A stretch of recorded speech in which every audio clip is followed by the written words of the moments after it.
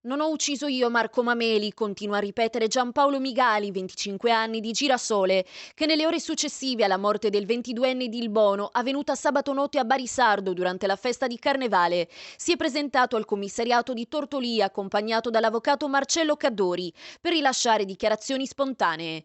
Indagato per lesioni e porto abusivo d'arma, Migali ha ammesso di aver ferito Andrea Contu, l'amico della vittima coinvolto nella rissa, ma nega ogni responsabilità nell'omicidio. Il killer quindi resta ancora senza volto. Marco Mameli è stato colpito da una coltellata al petto in via Santa Cecilia, al culmine di un litigio che pare sia esploso poco prima in un bar affollato per poi proseguire per strada.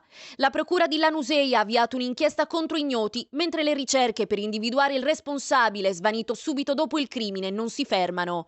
Gli agenti del commissariato di Tortolì stanno setacciando meticolosamente i centri dell'Ogliastra, convinti che l'assassino possa essersi rifugiato in uno dei comuni vicini a Barisardo. Decine di giovani, testimoni inconsapevoli o potenziali portatori di indizi cruciali sono stati interrogati in questi giorni alla ricerca di tracce che possano aiutare a ricostruire i drammatici minuti di follia che hanno trasformato una serata di festa in una tragedia. Le indagini sono ostacolate dall'assenza di telecamere in via Santa Cecilia, dove è avvenuto il crimine, ma gli inquirenti hanno acquisito immagini e video girati con i cellulari, nella speranza di individuare un volto, un dettaglio o un frammento che possa rivelare l'identità dell'assassino.